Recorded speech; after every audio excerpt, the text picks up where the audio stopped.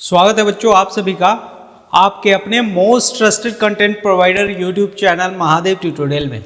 बच्चों अगर आप सीबीएसई बोर्ड एग्जाम्स की तैयारी कर रहे हैं और अच्छे रिजल्ट की उम्मीद कर रहे हैं तो इस चैनल को लाइक और सब्सक्राइब करना ना भूलें, क्योंकि बच्चों यहाँ से वो सारे कंटेंट आपको मिलने वाले हैं जो सीबीएसई बोर्ड एग्जाम से अच्छे मार्क्स के लिए रिस्पॉन्सिबल हैं। तो बच्चों चलिए आज हम लोग बात करते हैं कुछ नया टॉपिक का। आज हम लोगों का टॉपिक है इलेक्ट्रोइंसेफेलोग्राम EEG। इलेक्ट्रोइंसेफेलोग्राम क्या होता है बच्चों? तो यह एक तरह का मेडिकल टेस्ट है जिसकी मदद से ब्रेन के अंदर होने वाले एक्टिविटीज़ को रीड किया जाता है। जैसा कि आप जानते हो हैं ब्रेन के अंदर जो एक्टिविटीज जनरेट होता है वो इलेक्ट्रिकल सिग्नल के फॉर्म में जनरेट होता है। तो ब्रेन के इलेक्ट्रिकल सिग्नल को समझने के लिए प्रॉपर सिग्नल जनरेट हो रहा है या नहीं हो रहा है तो इसके लिए डॉक्टर्स ये टेस्ट करवाते हैं और इसमें एक मशीन यूज होता है जिसको कहते हैं इलेक्ट्रोइंसेफेलोग्राफ। तो मशीन का नाम है इलेक्ट्रोइंसेफेलोग्राफ और इस टेस्ट को कहते हैं इलेक्ट्रोइंसेफेलोग्राम। तो बच्चों अगर बात करें यहाँ पे आप डायग्राम देख सकते हैं, जैसे ही आप जाएंगे टेस्ट के लिए तो इस तरह से ब्रेन के ऊपर छोटा छोटा ये वायर अटैच कर दिया जाता है। फिर उसके बाद कंप्यूटर में उसको रीडिंग देखा जाता है। तो कंप्यूटर में वहाँ पे डॉक्टर्स देख करके पता लगाते हैं ब्रेन के अंदर प्रॉपर एक्टिविटीज जनरेट हो रहा है या नहीं हो रहा है। इस तरह से ब्रेन का स्टेटस पता चल पाता है। नेक्स्ट बात करते हैं बच्चों स्पाइनल कॉर्ड।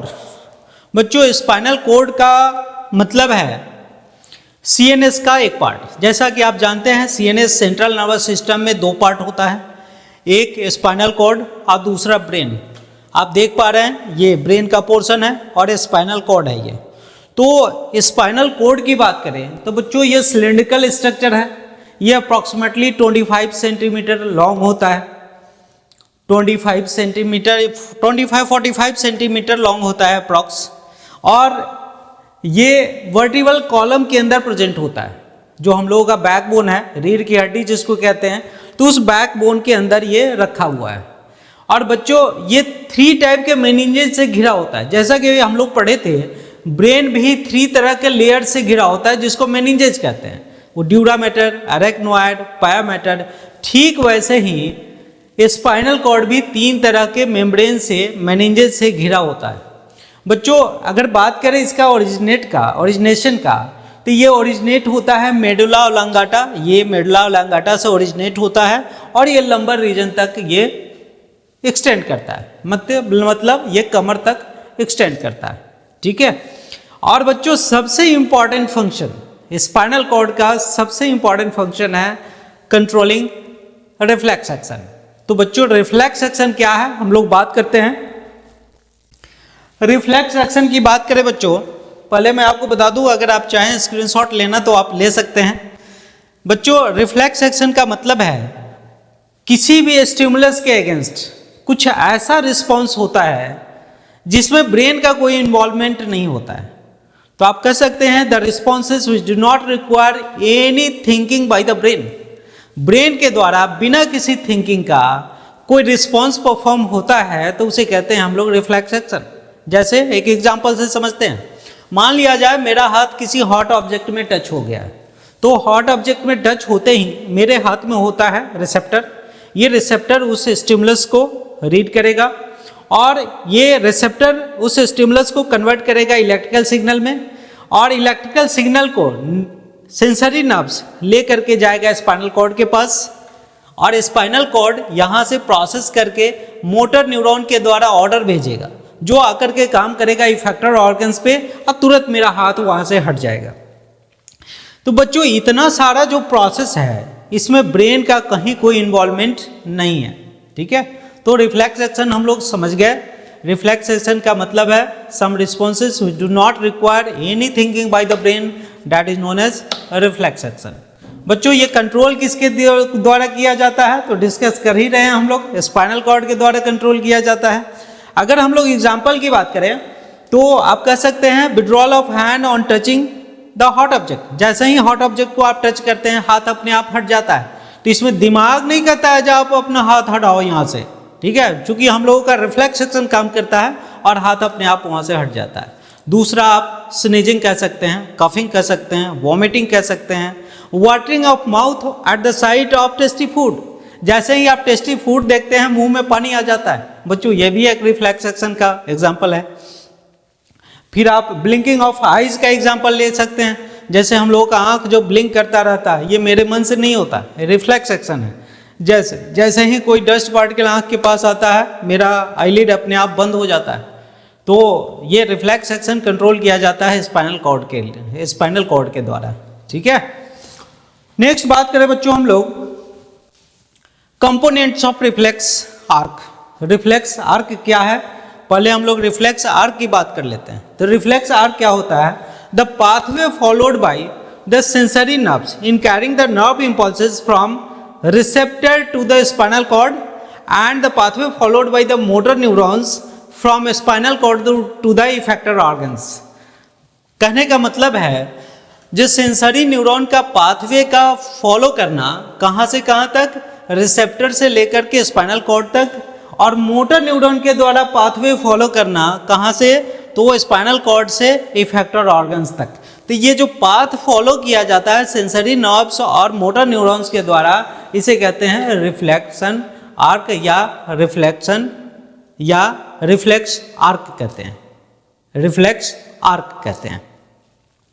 बच्चों मैं बात करूं कंपोनेंट्स ऑफ रिफ्लेक्स आर्क का, तो रिफ्लेक्स आर्क में आपको क्या क्या दिखा। तो बच्चों रिफ्लेक्स आर्क में आपको दिखेगा यहाँ पर रिसेप्टर है, ये रिसेप्टर कहें या सेंस ऑर्गन आप कहें। फिर उसके बाद सेंसरी नर्व्स दिखा, या सेंसरी नर्व्स कहें, या आप इसे अफरेंट नर्व भी कह सकते हैं। फिर उसके बाद स्पाइनल कॉर्ड दिखा, स्पाइनल कॉर्ड के बाद आपको मोटर नर्व दिखा। मोटर नर्व का मतलब यानी कि इफेरेंट नर्व भी आप कह सकते हैं, और अल्टीमेटली आपको यहाँ पे इफेक्टर ऑर्गन दिखा। तो बच्चों कंपोनेंट्स ऑफ रिफ्लेक्स आर्क का मतलब है sense organ, receptor, sensory nerves, spinal cord, motor nerves and effector organs. Clear? Okay, let me move to the next topic. बच्चों टाइप्स ऑफ रिफ्लेक्स एक्शन की बात करें तो रिफ्लेक्स एक्शन का दो कैटेगरी है, एक कंडीशनड रिफ्लेक्स एक्शन और दूसरा अनकंडीशनड रिफ्लेक्स एक्शन। अगर मैं बात करूं अनकंडीशनड रिफ्लेक्स एक्शन का, तो बच्चों ये इनबॉर्न होता है।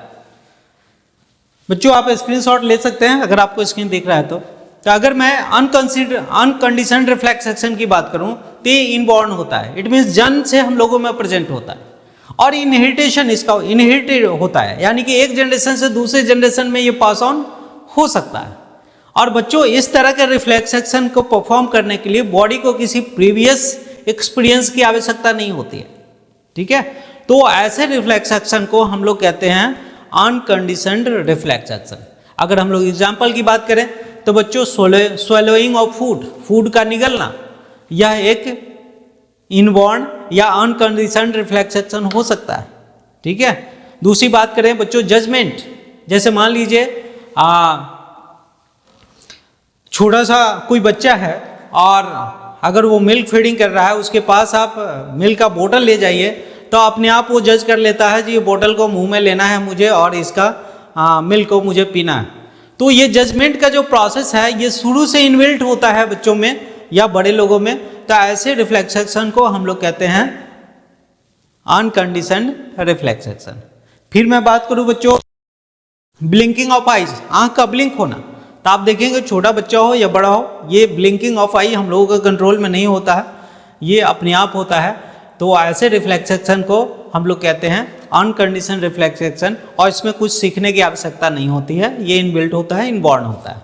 दूसरा बात करें कंडीशनड रिफ्लेक्स एक्शन को एक्वायर्ड रिफ्लेक्स एक्शन भी कहते हैं, बिकॉज लाइफ टाइम में जो चीज़ हम लोग सीखते हैं, कुछ रिफ्लेक्स एक्शन ऐसा है जो हम लोग अपने लाइफ में सीखते हैं। जैसे मैं बात करूं cycling, writing, playing musical instrument, swimming, driving, तो ये जितनी सारी चीज़ें हैं ये अपने लाइफ टाइम में आप सीखते हैं, और लाइफ टाइम में सीखने के बाद ये रिफ्लेक्स एक्शन आप में जनरेट हो जाता है।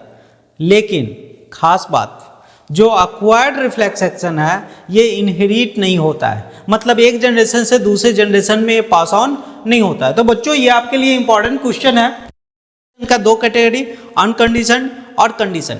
जो अनकंडीशनड है ये इनहेरिट होता है, या मतलब एक जनरेशन से दूसरे जनरेशन में पास ऑन होता है, और जो कंडीशन रिफ्लेक्स एक्शन है ये एक जनरेशन से दूसरे जनरेशन में पास ऑन होने के पॉसिबिलिटी इसमें नहीं है। ठीक है, तो मैंने एग्जांपल भी बता दिया आपको। कंडीशन का क्या एग्जांपल हो सकता है, साइकिलिंग हो सकता है, प्लेइंग म्यूजिकल इंस्ट्रूमेंट हो सकता है, या ड्राइविंग हो सकता है, या आप राइटिंग कह सकते हैं। ठीक है, तो चलिए नेक्स्ट बात करते हैं हम लोग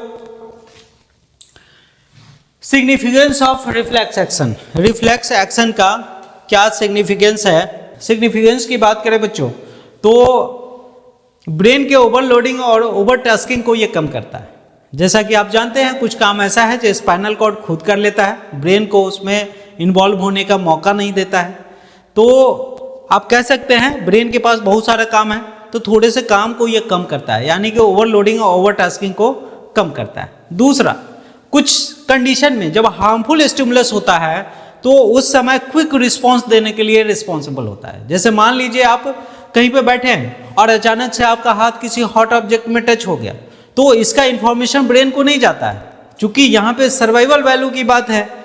तो तुरंत हम लोगों का spinal cord reflex action activate करता है, उसके अकॉर्डिंग हाथ वहाँ से हट जाता है। तो जो हार्मफुल स्टिमुलस है उसके अगेंस्ट क्विक रिस्पांस के लिए रिस्पॉन्सिबल होता है रिफ्लेक्स एक्शन। बच्चों इसका सर्वाइवल वैल्यू है, कई बार हम लोगों का लाइफ बचाने में रिफ्लेक्स एक्शन काम आ जाता है। जैसे एक एग्जांपल देता हूँ, मान लीजिए आप रोड पे साइकिल या बाइक से जा रहे हैं और अचानक से आपको कोई सांप रोड क्रॉस करता हुआ दिख जाए और गाड़ी के बीच में वो आ जाए, तो आप देखेंगे अपने आप आपका पैर हैंडल के ऊपर चला आता है। तो ये रीजन क्या है, ये रीजन है रिफ्लेक्स एक्शन का, और ये सर्वाइवल वैल्यू आपके लाइफ को सेव करने के लिए अपने आप ये एक्टिवेट हो जाता है। तो आप कह सकते हैं जो रिफ्लेक्स एक्शन है इसका सर्वाइवल वैल्यू भी होता है। नेक्स्ट बात करें हम लोग पेरिफेरल नर्वस सिस्टम। बच्चों पेरिफेरल नर्वस सिस्टम की बात करें तो यहाँ पे आप डायग्राम देख पा रहे हैं।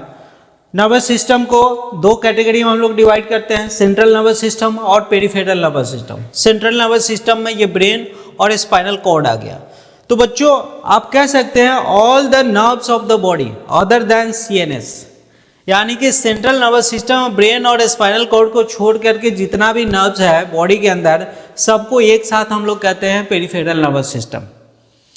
पेरिफेरल नर्वस सिस्टम बच्चों या तो सेंट्रल नर्वस सिस्टम की ओर आएगा, या सेंट्रल नर्वस सिस्टम में इन करेगा, या सेंट्रल नर्वस सिस्टम को लीव करेगा। क्योंकि पेरिफेरल नर्वस सिस्टम या तो क्रैनियम से निकल सकता है जिसको क्रैनियल नर्व्स कहते हैं, या स्पाइनल कॉर्ड से निकल सकता है इसको स्पाइनल नर्व्स कहते हैं। इस तरह से पेरिफेरल नर्वस सिस्टम को हम लोग तीन कैटेगरी में डिवाइड करते हैं, क्रैनियल नर्व्स, पेरिफेरल नर्व्स और मिक्स्ड नर्व्स।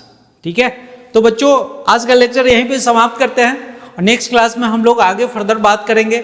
और बच्चों मैं कहना चाहूँगा अगर आपको वीडियो पसंद आता है तो निश्चित रूप से लाइक और सब्सक्राइब करना ना भूलें, क्योंकि यहाँ से वो सारे कंटेंट आपको मिलने वाले हैं जो आपके अच्छे रिजल्ट के लिए रिस्पॉन्सिबल होंगे।